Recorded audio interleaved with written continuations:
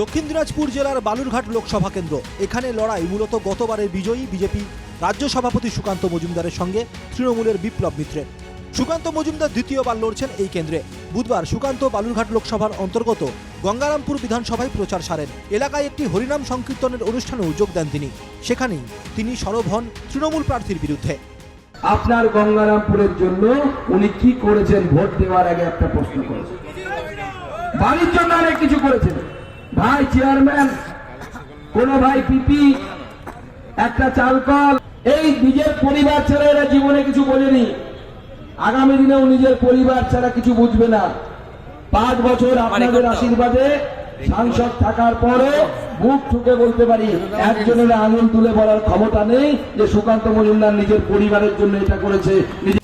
গঙ্গারামপুরের বিধায়ক তথা রাজ্যের মন্ত্রী বিপ্লব মিত্র প্রচার করতে বুধবার সকালেই কলকাতা থেকে গঙ্গারামপুর আসেন। বিরোধীদের তোলা অভিযোগের সরাসরি জবাব না দিয়ে সুকান্ত মজুমদার শেষ 5 বছরে কি কাজ করেছেন তার পরিসংখ্যান পেশ করার দাবি জানান বিপ্লব।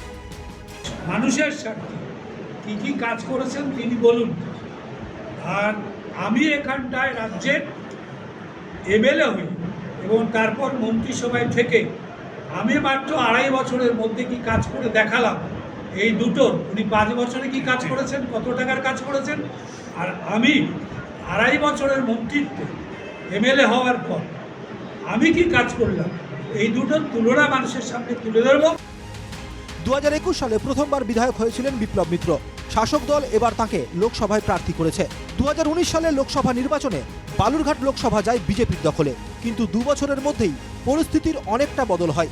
বালুরঘাট লোকসভা কেন্দ্রের 7টি বিধানসভা আসনের মধ্যে 5টিরই দখল করে তৃণমূল, 2টি আসন যায় বিজেপির ঝুলিতে।